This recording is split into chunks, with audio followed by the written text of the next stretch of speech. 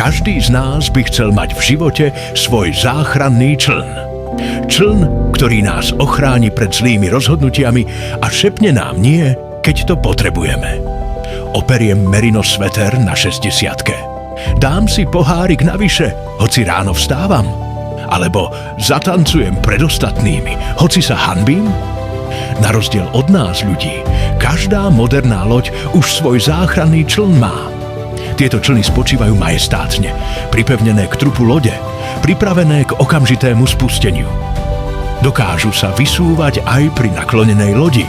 Ich kabíny sú kryté, no svetraním, aby chránili pasažierov pred dažďom a rozbúrenými vlnami. No nie pred ich zlými rozhodnutiami. Každý záchranný čln má svoj motor, zásoby vody a jedla, lekárničku a vysielačky. Sú to tichí hrdinovia, ktorí čakajú na svoju príležitosť, hoci dúfajú, že nikdy nepríde. A hoci nie každý z nás má svoj vlastný čln, ktorý by nás ochránil pred sebou samými, niekedy je lepšie urobiť zlé rozhodnutie, než neurobiť žiadne. Lebo žiaden dobrý príbeh nezačína vetou, keď sme jedli šalát.